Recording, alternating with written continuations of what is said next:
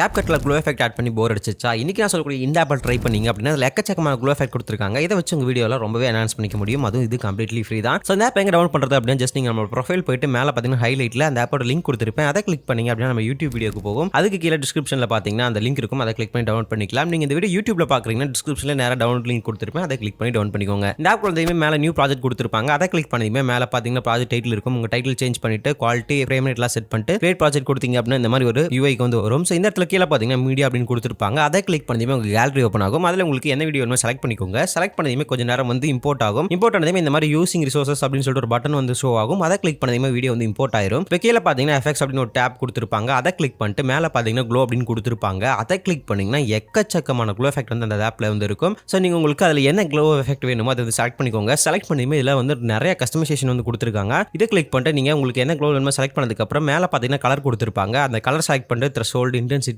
Radius இந்த மாதிரி எல்லாத்தையுமே நீங்கள் வந்து அட்ஜஸ்ட் பண்ணிக்க முடியும். ஸோ இந்த ஆப்போட பேர் பார்த்தீங்கன்னா Blurr. இந்த ஆப்பை தொடர்ந்து நிறைய இந்த ஆப் ரிலேட்டட் டுட்டோரியல்ஸ் வந்து வரப்போகுது. இது கண்டிப்பாக ரொம்ப யூஸ்ஃபுல்லாக இருக்கும் கண்டென்ட் கிரியேட்டர்ஸ்க்கு. ஸோ மறக்காம நம்ம பேஜை ஃபாலோ பண்ணி வச்சுக்கோங்க. அடுத்த வீடியோஸ் மிஸ் பண்ணாமல் இருக்க தொடர்ந்து பார்க்கலாம்.